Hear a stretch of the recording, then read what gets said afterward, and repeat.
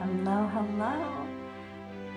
As we get close to Mother's Day in the month of May, I know many people have, different thoughts about Mother's Day. And, if you live around a lot of family, is it Mother's Day for you or is it Mother's Day for your mother-in-law?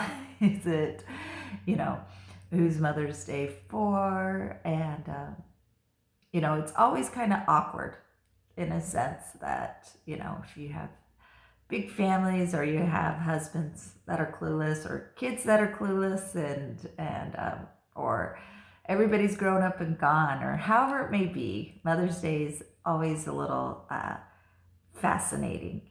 And I've been thinking about, with my kids as we study the scriptures, my kids, they always say, I don't like symbolism.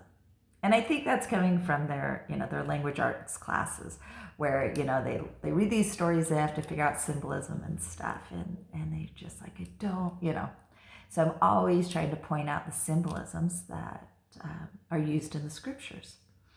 And one of the symbolisms that I absolutely love and understand is when Christ talks about himself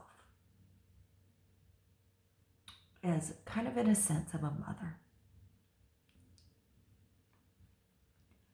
And I always joke, right or wrong, my husband would say wrong, that I never wanted to have a lot of kids.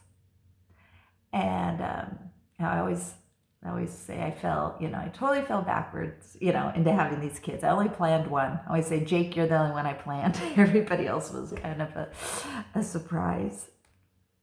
And, but what I've learned from having so many kids, you figure I have 8 kids,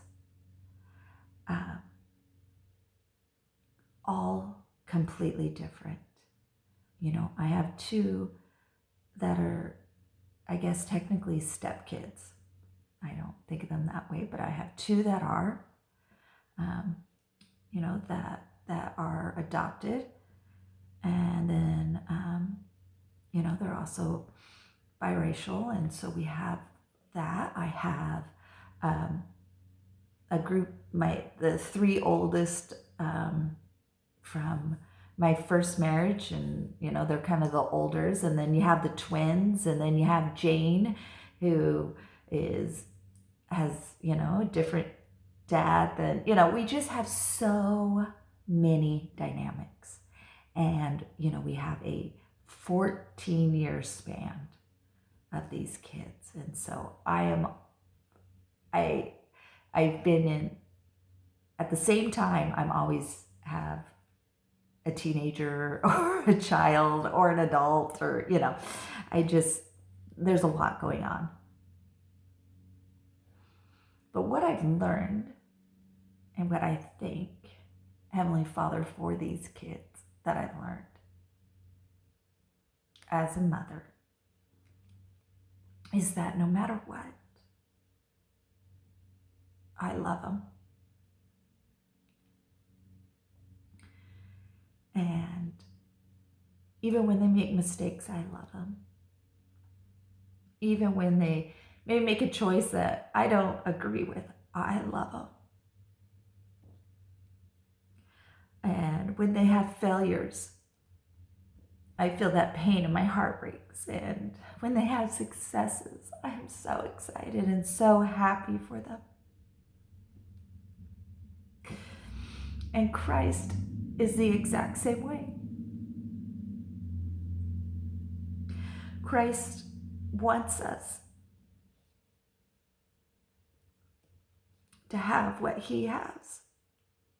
Just like I want my kids to have what I have. But I can't give it to my kids. And I'm not even talking money-wise, but I'm talking, I can't give my children my love of the scriptures or my love of Christ. But I can tell them how to do it. And that's the same with Christ. He can't and he won't force his way into our lives.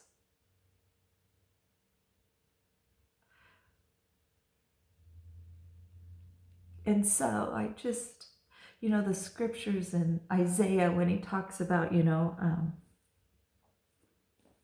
was it Isaiah 49? I can't read now.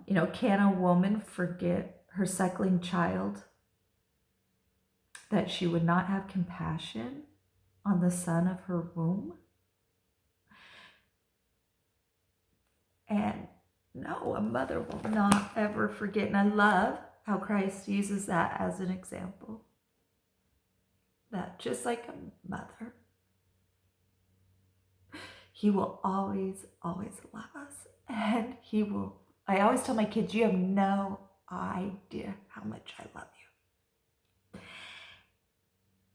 And we have no idea how much Christ loves us. He also used the example of a mother hen. How often does a hen gather her chickens? And again, that example of his arms stretched out. I think of a mother. If something, and I can relate to those and I understand those as a mother. And so that's the great thing about symbolism. And that's why there's so many different stories in the scriptures, because I may not know what a mustard seed looks like. I truly don't understand the law of harvest because I'm not out there planting seeds and doing those things. But I can, with all of my heart, understand this part of the scriptures.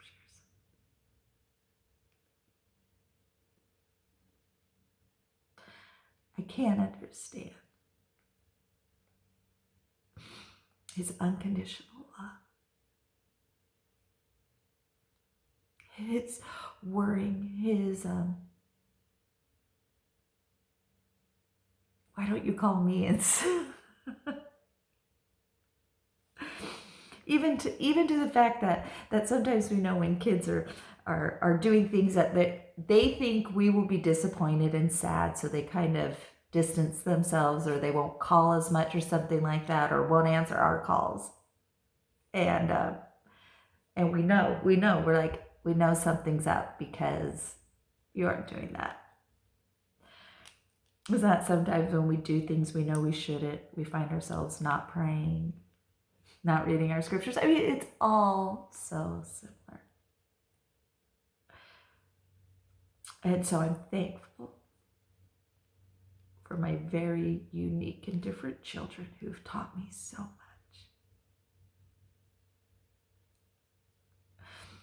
They have helped me become closer to Christ. Because it's pretty hard to be selfish with a family this large and this great.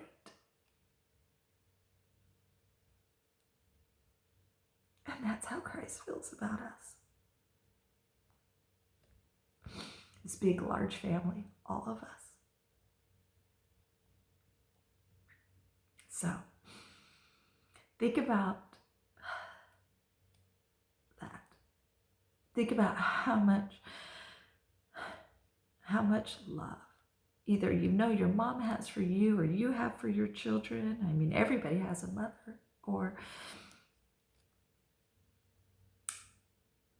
and that's how much Christ loves you, even more than you can imagine. Have a wonderful, wonderful